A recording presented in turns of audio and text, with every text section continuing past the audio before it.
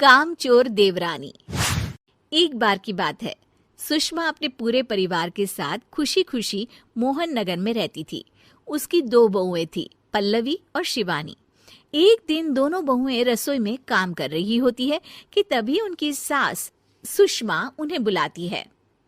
अरे बहू, जरा इधर तो आना। शिवानी, जरा जाकर देखना सासू माँ क्या कह रही हैं। दीदी आप ही देख लो ना जाकर, आपको भी तो सुनाई दे रहा है। अरे मैं आटा गूंद रही हूँ ना, तुम चली जाओ। हाँ तो मैं भी तो सब्जी काट रही हूँ ना दीदी। अरे बहू जल्दी आओ। ओफो, ये तो जाएगी नहीं। मैं ही जाकर देखती हूँ कि क्या करना है। पल्लवी सुषमा के कमरे में जाती है। जी मम्मी जी, क्या हुआ? शाम को घर पर कुछ मेहमान आने वाले हैं, तो तुम अच्छा सा खाना बना लेना बहू। ठीक है मम्मी जी, आप बता दीजिए क्या क्या बनाना है और कितने लोग आ रहे हैं। सुनील की मौसी जी और उनका पूरा परिवार आ रहा है। कुल मिलाकर 3 लोग और हमें मिलाकर हुए 9 लोग। तो अभी से ही तैयारी करना शुरू कर दो। और हाँ, घर की सफाई भी कर देना, हाँ अच्छे से। जी मम्मी जी, सब काम हो जाएगा, आप चिंता मत कीजिए। पल्लवी शिवानी को घर में मेहमान आने वाले हैं इसके बारे में बताती है। क्या 9 लोगों का खाना बनाना होगा, घर की सफाई करनी है? बाप रे, सासू माँ ने तो हमें घर की नौकरानी ही समझ कर रखा है। ऐसा नहीं बोलते शिवानी, हम इस घर की बहू हैं और घर के काम करना हमारा फर्ज है। दीदी तो है ही सासू माँ की चमची, जब देखो सासू माँ सासू माँ। मैं तो इतना सारा काम नहीं करने वाली। शिवानी कपड़े लेकर गमला साफ कर रही होती है और चक्कर आने का नाटक करने लगती है। मेरा सर चकरा रहा है। तभी वहां पल्लवी और सासू माँ जाते हैं। अरे बहू, क्या हो गया तुम्हें? मम्मी जी, बहुत तेज सर में दर्द हो रहा है। तुम एक काम करो शिवानी, आराम कर लो।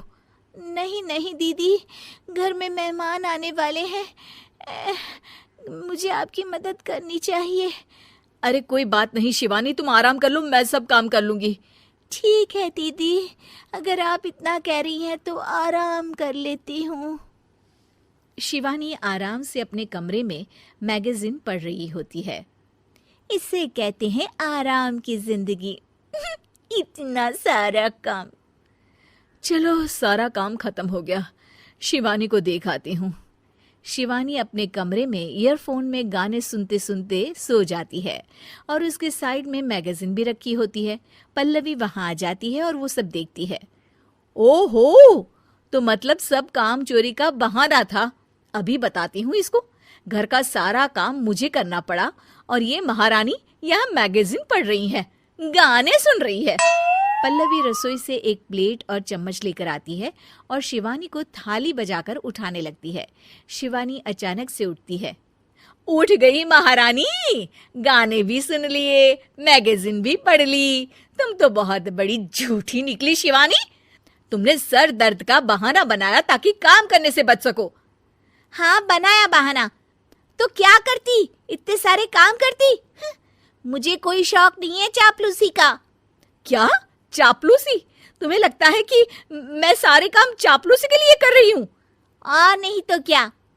तभी वहां सासू माँ आ जाती हैं। अरे बहू, वो लोग बस आने ही वाले हैं, तुम तैयारियां कर लो। जी सासू माँ, तुझे तो मैं बाद में देखती हूँ।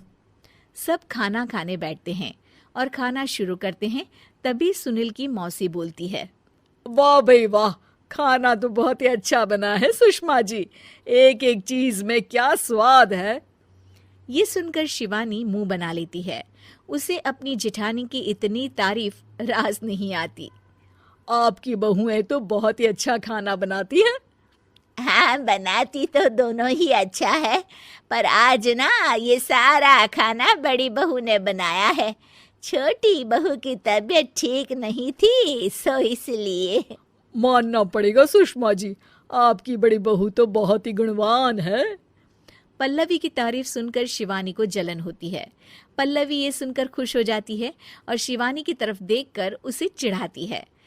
कुछ देर बाद मेहमानों के जाने का वक्त हो जाता है। मौसी जी सबके लिए उपहार लाई होती है। वो सबको शगुन के पैसे देती हैं और अंत में पल्लवी के पास आती है। तुम्हारे लिए शगुन का लिफाफा तो है ही, पर बहू तुम्हें एक और उपहार भी मिलेगा इतना अच्छा खाना बनाने के लिए। मौसी अपने सोने के कंगन निकालकर पल्लवी को पहना देती है। ये लो, ये मेरे मनपसंद कंगन है, अब से ये तुम्हारे हुए। धन्यवाद मौसी जी। ये देखकर शिवानी तो पूरी तरह से जल जाती है और गुस्से से रसोई में चली जाती है। तभी वहां पल्लवी आ जाती है और उसे अपने कंगन दिखाने लगती है। देवरानी जी, अब आपका सर दर्द ठीक तो है ना? मुझे लगता है कि अब सर दर्द शुरू हो गया होगा आपका।